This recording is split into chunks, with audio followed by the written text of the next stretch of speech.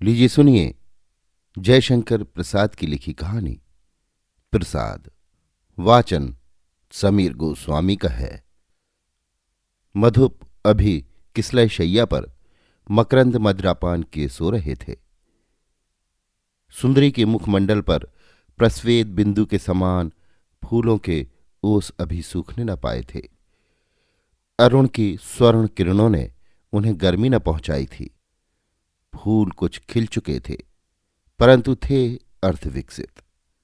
ऐसे सौरभपूर्ण सुमन सवेरे ही जाकर उपवन से चुन लिए थे। पर्णपुट का उन्हें पवित्र वेष्टन देकर अंजुल में छिपाए हुए सरला देव मंदिर में पहुंची। घंटा अपने दंभ का घोर नाद कर रहा था। चंदन और केसर की चहल पहल हो रही थी। अगरू धूप गंध से तोरण और प्राचीर परिपूर्ण था। स्थान स्थान पर स्वर्ण श्रृंगार और रजत के नैवेद्य पात्र, बड़ी बड़ी आरतियां फूल चंगेर सजाए हुए धरे थे।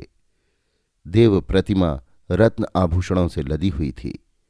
सरला ने भीड़ में घुसकर उसका दर्शन किया और देखा कि वहां मल्लिका की माला, पारिजात के हार, मालती की मालिका और भी अनेक प्रकार के सौरभित सुमन देव प्रतिमा के पदतल पर विकीर्ण हैं। शतदल लौट रहे हैं और कला की अभिव्यक्तिपूर्ण देव प्रतिमा के ओष्ठाधार में रत्न की ज्योति के साथ बिजली सी मुस्कान रेखा खेल रही थी, जैसे उन फूलों का उपहास कर रही हो। सरला को ये विदित हुआ कि फूलों की यहां गिनती नहीं, पूछ नहीं। सरला अपने पाणी पल्लव में पर्णपुट लिए कोने में खड़ी हो गई।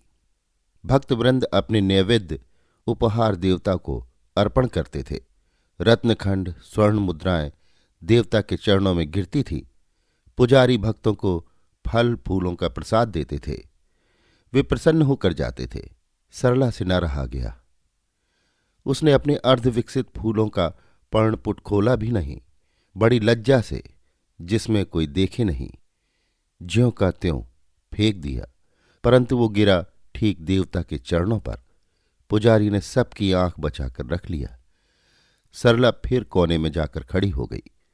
देर तक दर्शकों का आना, दर्शन करना, घंटे बजाना, फूलों का रौंद, चंदन केसर की कीच और रत्न स्वर्ण की क्रीड़ा होती रही। सरला चुपचाप खड़ी देखती रही। शयन आरती का समय हुआ। दर्शक बाहर हो गए।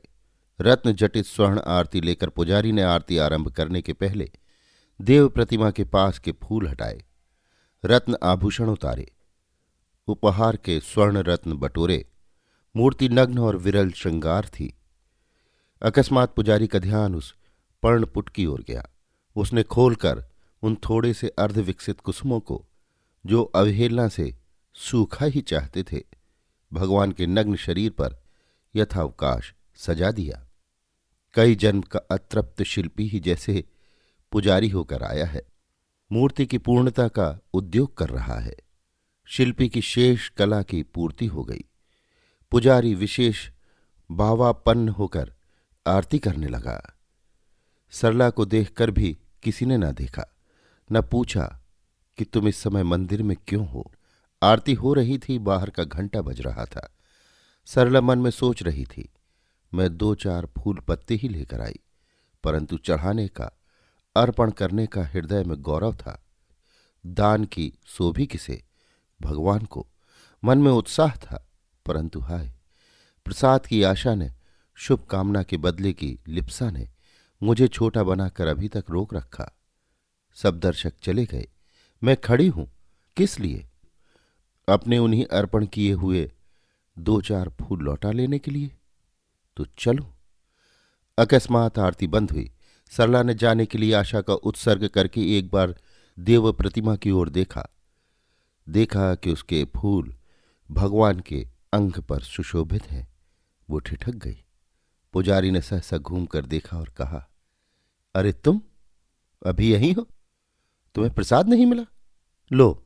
जान में अनजान में पुजारी ने भगवान की एकावली सरला के नत गले में डाल दी। प्रतिमा प्रसन्न होकर हंस पड़ी। अभी आप सुन रहे थे जयशंकर प्रसाद की लिखी कहानी प्रसाद। वाचन समीर गोस्वामी का था।